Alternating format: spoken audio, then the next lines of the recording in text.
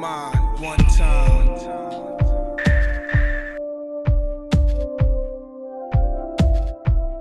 The CAPStone trilogy is over a decade in the making.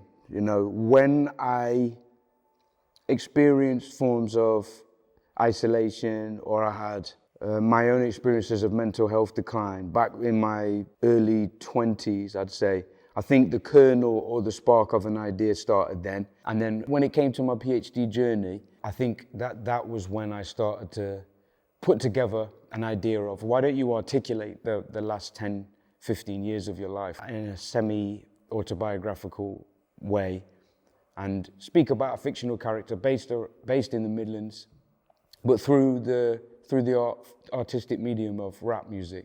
So that's where the trilogy of LPs comes from.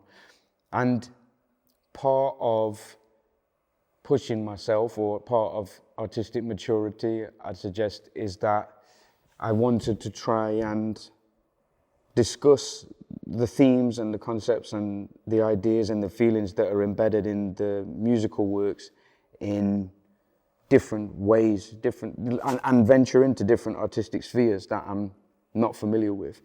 So hence that leads to here, that leads to being in this room and literally throwing a load of chaos for a few days into this room, and then a process of refining down. Yeah, and leading up to this, we've had like a handful of sessions in the studio where we've just sort of sat and spoke, really, just chatting about, you know, creative concepts and sort of developing this.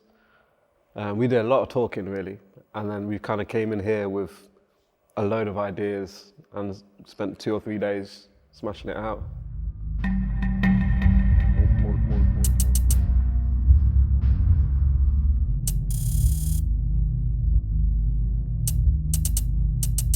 I had a real sense of trust because Tom was there at all points to say, sit down, like think about what you're doing here, like conceptualize, what's the end goal for this? I mean, that's a poor way of saying what you do, but that's what you've done throughout the project. You just helped me to refine and to open up ideas.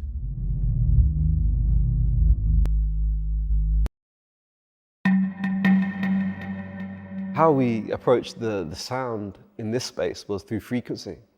We split the room in terms of frequency. So this side of the room is sort of divided by high frequencies, and that side is through bass frequencies, basically. And we've done that in interesting ways, using the transducer and a wooden panel in the corner there, which is like a resonant chamber, and then that's mic'd up from within that, and then that's what we're hearing through the sub.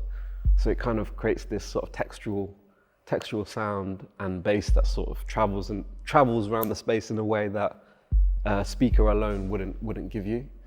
And the sound is very directional, like literally in this area. So it kind of divides the room through the frequency spectrum rather than through any other idea. So it's like a technical solution.